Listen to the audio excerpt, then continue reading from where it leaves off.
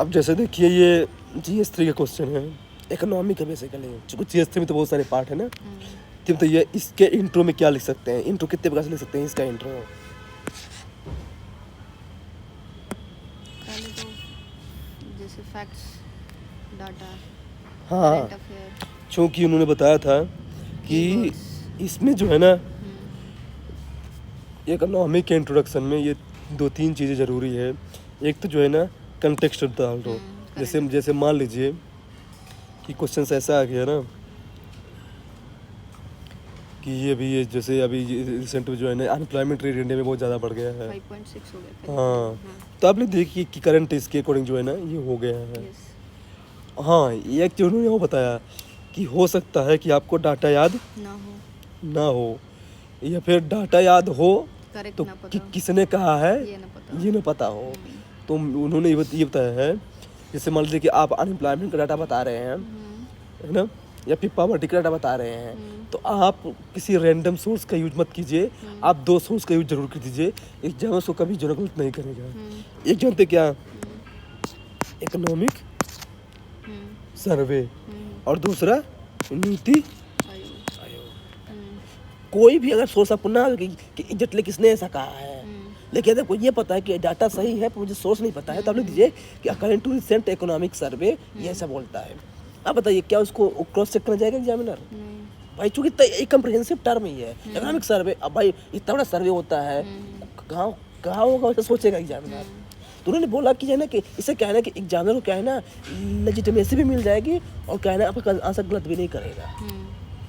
तो उन्होंने बोला कि आपको कोई किसी सोर्स का पता है कि हाँ इसको इसी ने बोला, जैसे मान लो कि NCRB ने बोला है किसी ने, तो ठीक है। अगर नहीं पता है तो रैंडम, तो आप इन 2 सोर्स का जो है ना आप जो है ना चेंज करके आप डाटा मतलब जो है सोर्स लीजिए कि हाँ according to this recent economic survey या फिर अकॉर्डिंग टू नीति आयोग। ये मुझे बहुत अच्छा लगा एक्चुअली, वो बहुत अच्छा लगा ये अप्रोच। दूसरा डिफाइन द की टर्म्स। हाँ, जैसे मान लीजिए आ गया स्ट्रेटेजिक डिसइन्वेस्टमेंट, सीधे डिफाइन कर दीजिए, कोई दिक्कत नहीं। थर्ड रेलेवेंसी वही है। फोर्थ जानते क्या उन्होंने बताया, smooth transition between body and body. जैसे मान लीजिए कि आपको कुछ समझ में नहीं आ रहा है ना, तो आप जो है ना कि कुछ ऐसा पॉइंट लिखिए इंट्रोडक्शन में जो बॉडी को जो है ना क्या करे ट्रांजिशन का फेज बना दे। ये भी एक तरीका होता है। जैसे इसमें एग्जाम्पल उन्होंने बताया था सर, क्या दिखाता हूँ।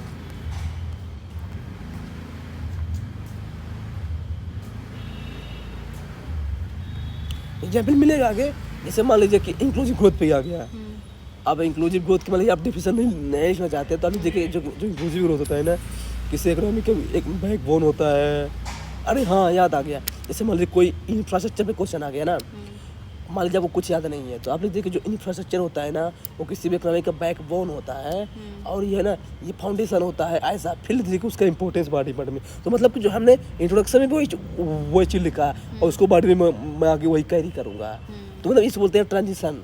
तो बोले कि ऐसा कहीं भी हो सिचुएशन आ जाता है जहाँ पे आपको कुछ याद नहीं हो, ना डेफिनेशन ना डाटा, तो आप ये भी कर सकते हैं। वही पैराफ्रेजिंग। हाँ, तो ये बेसिकली है।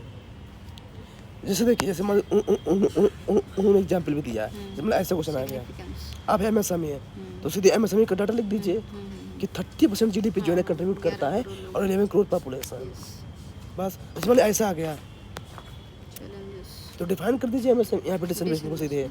तो मतलब कि उन्होंने हाँ तो मतलब उन्होंने कि अगर इकोनॉमी में क्या है ना, जहाँ तक डाटा और डिफिनेशन ज़्यादा चलता है 2D डाटा एंड डेफिनेशन। अब चलते हैं कंक्लूजन में। उन्होंने क्या बताया, कंक्लूजन में बताया जानते क्या है कि एक तो आपका कंक्लूजन जो है ना, अगर 10 मार्क के क्वेश्चन है और आपके पास स्पेस नहीं है अलग से वे फॉर्मूला लिखने के लिए, तो आप कंक्लूजन में ही ये हुआ। सेकंड विजन, जो बताता हूँ हमेशा, विकसित भारत से या फिर SDG से या फिर 5 ट्रिलियन इकोनॉमी से, कैसे कीजिए। फिर किसी कमेटी का रेफरेंस है नहीं कि अकॉर्डिंग टू नीति आयोग ऐसा होना चाहिए, अकॉर्डिंग टू इकोनॉमिक सर्वे ऐसा होना चाहिए, या फिर FRBM एक्ट। तो ये जैसे देखिए उन्होंने बताया था, ये देखिए अब वही क्वेश्चन देखिए कंक्लूजन।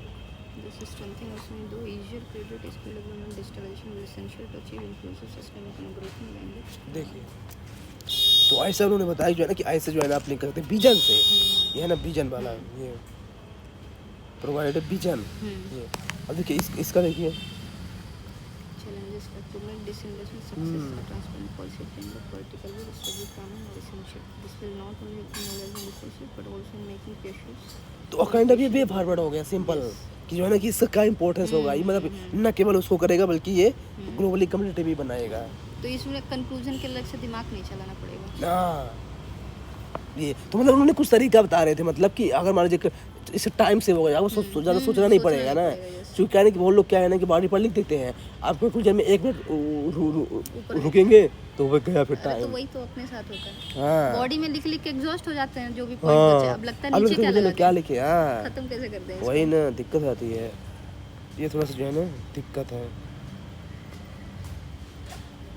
तो इन्होंने कुछ चीज़ बताया था जो मैंने बताया, फिर जैसे